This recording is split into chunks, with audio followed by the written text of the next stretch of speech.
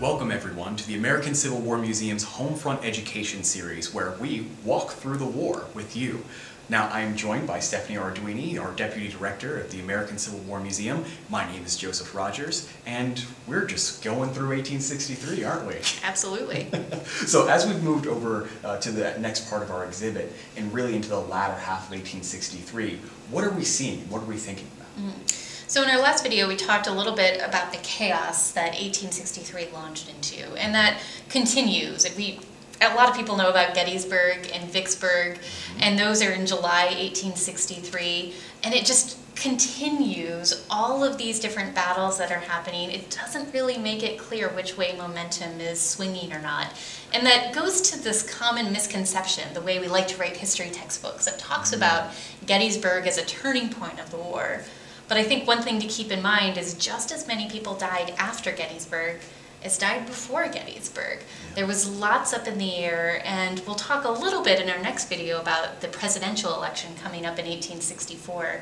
But because of the chaos, the war itself is deeply unpopular, especially in the northern states. And it's not clear if that support is going to continue. It's not clear that somebody is going to get elected in 1864 that's going to support the president. So that just adds to the amount of chaos and uncertainty as to what's happening on the battlefield. Right.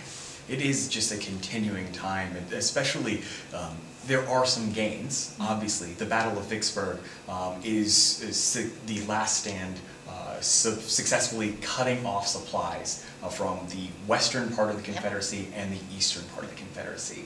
In fact, we do have the presentation sword that was given to Grant after Vicksburg, after the Battle of Vicksburg. Yes. But on loan to us from Gettysburg. Absolutely, on loan for us from Gettysburg, as we're talking about that, that important battle too. But all of these things are happening, and people are experiencing this uncertainty, even with some of those gains. And there's another aspect of it too that's happening, the uncertainty for the warfighters, the actual soldiers in the field as well.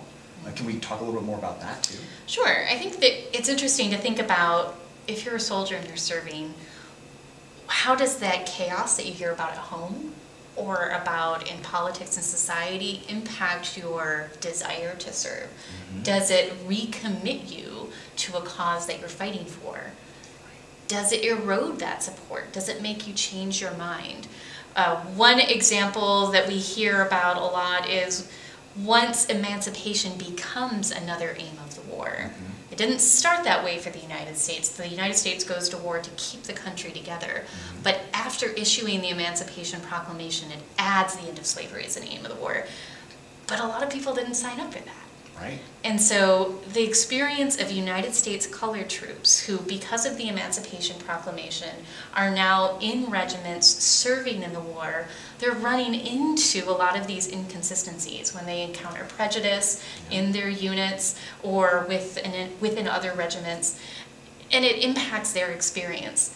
By the middle of 1863, by that summer, they have shifted from kind of just gopher duty, finding supplies and doing basically busy work. And if you've ever seen the movie Glory, it kind of captures this well. Yes. To actually serving on the battlefield, putting their lives on the line in combat. So one of the first engagements is just outside of Vicksburg and part of that campaign.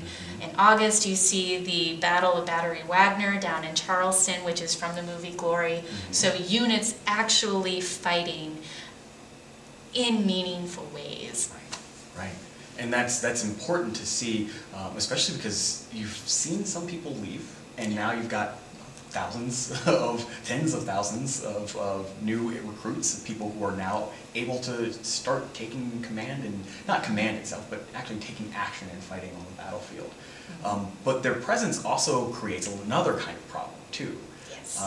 After all, it's not the Emancipation Proclamation is not the only proclamation that occurs, and there's one that happens in response to that too, right? Absolutely. So a big tension when it comes to African American men serving in the military is what happens if they get caught. Right. What happens? How are the Confederate soldiers and government going to react to that? Because according to their laws, their property, African American men aren't allowed to hold guns like this. So when battles happen and African American men are captured or try to surrender, there's a lot of discussion about what that means. So in some cases, so for example, what's at the well-known example at Fort Pillow, happens where you have African American soldiers trying to surrender, and sometimes their white officers are trying to surrender, but the African American men are killed. Right. So there's a big tension on what happens with captured POWs. And we're standing here by a sword that belonged to not an African American soldier, but his name was Lieutenant Colonel Ole C. Johnson, who served with the Wisconsin Regiment. He was an immigrant from Norway and had enlisted at the beginning of the war. And this was his sword. Wow. He was captured at the Battle of Chickamauga, which happened late in 1863. And there were a whole bunch of U.S. soldiers and officers that surrendered after that battle. We use this to talk about what happens to prisoners of war, because at the beginning of the war, there's an exchange system where if you're captured, you might just be in prison for a couple of weeks, couple of months, but then your army will likely exchange with the other army and you'll get to go home. But once you add in this question about how you treat African American soldiers, that exchange system breaks down and populations in POW camps and prisons explodes. Ole Johnson is interesting because he was captured, he was part of the system, and an interesting story about him is that when he was being transferred to another POW camp, he found a way to escape. And we were lucky enough that he wrote letters that survived, that we could find when we were researching this, so lots of luck in there. But we know that he was writing letters, sometimes in invisible ink, and often in his native Norwegian, back home, asking for help to help him survive, but using these strategies to get some of those requests past the Confederate guards. It's amazing. Yeah, that's an incredible story. I wish we had even more time to kind of dive into the real and true human stories of individuals who went through these kinds of things. Unfortunately, I think that ties us up for 1863 and really sets us up to understand better what's going to be happening in 1864 between the campaigns, the military campaigns that are going on, and especially the presidential election. In the midst of all this chaos, after 3 years of war that you didn't expect to go that long and there's not a clear outcome at hand, how is this going to impact who you're voting for next time in the presidential election in the United States? Absolutely. Well, I'm looking forward to having that conversation. I hope you all are looking forward to having that conversation as well. So please join us for our next installment of Walk Through the War, a part of the American Civil War Museum's Home Front Education Series. We'll see you next time.